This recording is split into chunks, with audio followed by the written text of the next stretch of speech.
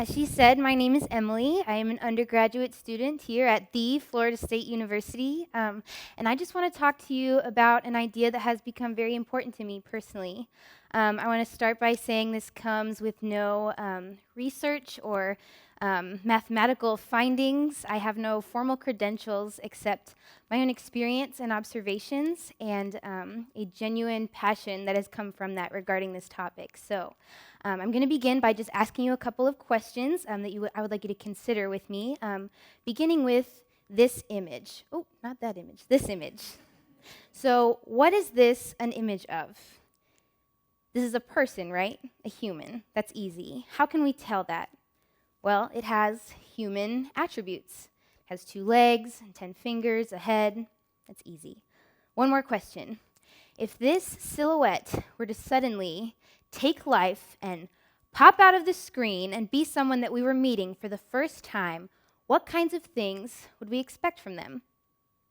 Probably expect them to walk up to us and introduce themselves, right?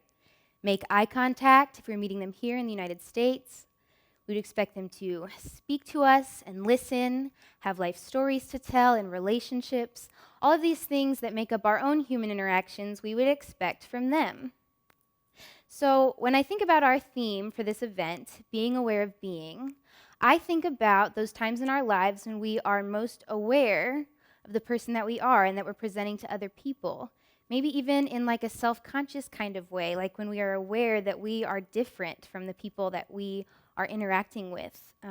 Some personal examples, just so you know kind of what I'm getting at, would be I don't think all the time about being female until, for whatever reason, I'm in a room that is predominantly male. And then I'm very much reminded of why I choose to identify as female. I never really thought too much about being monolingual until I visited South Florida for the first time. And I think the biggest example from my personal life would be being just slightly below average size and height for the average 20-year-old woman. I don't think about it a lot because it's who I've always been, and it happens to me every day, but people like to bring it up a lot, and when someone looks in shock as I climb up my kitchen cabinets to get out a bowl or a plate, I remember that everybody else doesn't do that every day, but that is a part of who I am, and that's my reality, and that is my being. So these are some very minor examples, but I think we can all think about that time when we met a person or a group of people and it just hits you, they are really, really different from me. FSU is a perfect example of this. We have a beautifully diverse and multicultural campus. Or maybe this has been an example in your workplace or while you're traveling. I think we've all had that moment when we are meeting someone and we just think, I cannot even relate to the life that you have been living. But then, on some level, consciously or otherwise, in this, the 21st century, I think we begin to find a way to relate, at least begin to. Because maybe something like an ethnicity or a social class or a language difference takes us back a little bit at first, but we can go back to this silhouette. In the end, we still see a person with 2 legs and 10 fingers and a brain full of thought and a mouth full of words, and we can see ourselves reflected in that. We can see a person who is walking and talking and thinking critically and speaking articulately, and we can see ourselves reflected in that. And we can begin, on some level, to relate to these people. And we can find commonality and we can find comfort. Can we agree with that? Does that make sense? Are you with me? Yeah? Think so? Okay, great. Glad you're with me. Okay. So then, what happens when we don't even have this to go off of? What happens when this type of silhouette does not exist? To answer this question, I'm going to tell you about a very unique experience that I've been blessed with, and that is my summers at Camp Barnabas. Camp Barnabas is a beautiful and classic summer camp. It's up in the Ozark Mountains in southwest Missouri. There are all kinds of exciting things to do and explore. We have so many activities. This is truly the summer camp of every child's ultimate dream. But this is not what makes Camp Barnabas special. What makes us special is our campers. All of the campers at Camp Barnabas have a disability or a special need, most of which would exclude them from being campers at a typical camp. And we also take their siblings during certain weeks. So, as a volunteer for 4 years and as a staff member going into my second year this summer, I have had the very unique opportunity to be in a different kind of minority. As a typically functioning person who is simultaneously autonomous and verbal and critically thinking, I am in the minority at Camp Barnabas. And I am very aware of who I am and who I am presenting, but this time it has nothing to do with my gender or my language or my size. It has to do with my 2 legs and my 10 dexterous fingers and my articulate speech and my brain full of critical thoughts that set me apart at Camp Barnabas. So, what happens outside of camp in everyday life when a typical person is faced with relating to a person with a disability? Usually, this is where the stigmas and the discomfort and the misunderstandings that typical people feel when relating to people with disabilities come in. Because it's easy to try and empathize with a life that a person with a disability is living, which we can never really do. And it's easy to feel some pity or some discomfort or even guilt, and these are natural feelings. But how can we really relate to someone? Now, I'm going to be honest with you, this question is not something that I've thought really hard about or really struggled with and have had to wrap my mind around and come up with something. This question and this answer have honestly come about very naturally and easily, and it's from my campers themselves. Excuse me. It's from my campers themselves. It is easy to say that for every person at camp, their week at Camp Barnabas is the week that makes their entire year. Because at Camp Barnabas, that silhouette does not exist, because it can't. And for the first time in their lives, our campers get the opportunity to be in the majority. No one in this picture is that one kid in a wheelchair. Everyone here knows them by their name and by their personality. And these ladies are unidentifiable simply by Down syndrome.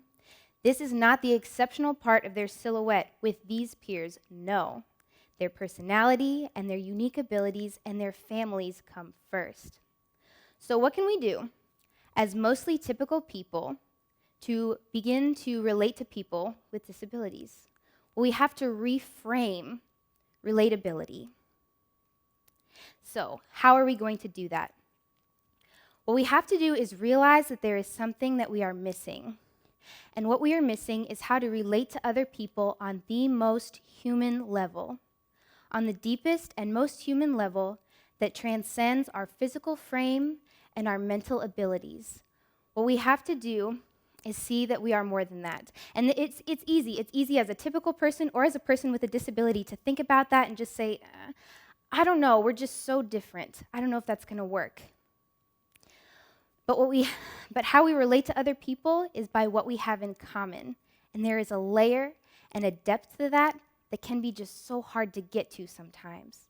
But let's go back to our silhouette and the imaginary person that would come out of the screen and be someone that we were meeting for the first time. What would really make that a unique experience and someone that we could relate to? Would it be their ability to speak or their ability to engage us? Is it going to be eye contact or a unique perspective? Is it interesting things to say or just a desire to be with us? Is it 10 fingers or the ability to touch your life? Okay, so what can you and I do? What can we do as typical people to relate to others with disabilities? Now, this is not a novel concept. We are hearing all the time about the gradual but measurable progress in things like ethnic equality, gender equality, racial equality. Again, gradual but measurable. And we are getting there, we are making this progress because we believe that we all want some of the same things. We all want the ability to share our message, to communicate.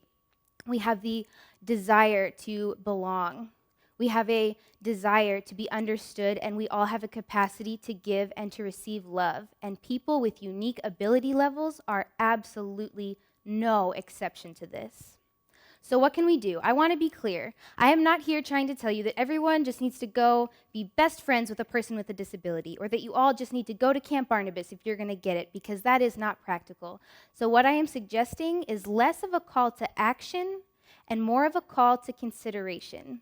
Because while we may not all be involved in disability awareness specifically, I think we all know of that girl that uses a wheelchair that we pass on our way to class, or that cousin with autism, or that coworker whose child has Down syndrome. I bet there is someone within your network that you can remember having a difficult time relating to. So what we need to consider is that this silhouette that we agreed on earlier as fundamentally human is also fundamentally incorrect. That those attributes that we agreed on as what makes us relatable humans is simply wrong. It is not your 2 legs or your 10 fingers or your brain full of thoughts, your mouth full of words that makes you relatable. So I'm going to leave you with this. The next time you are faced with interacting with a person with a disability, I want you to think about a few things. Don't try to ignore your differences. That's not what matters. And don't worry about your reaction or your qualifications to interact with someone. Instead, focus on these commonalities. Focus on your mutual desire to communicate a message, to feel understood, and a need for belonging, and your deep and mutual capacity for love. Because it is with these things in mind that I have met the most amazing people in my life who have blessed me in incredible ways. So whether it's someone that you just pass by and that you are never going to say a word to, or someone that you find yourself in relationship with, I think you will be amazed at how well you are able to relate on the most human level. Thank you.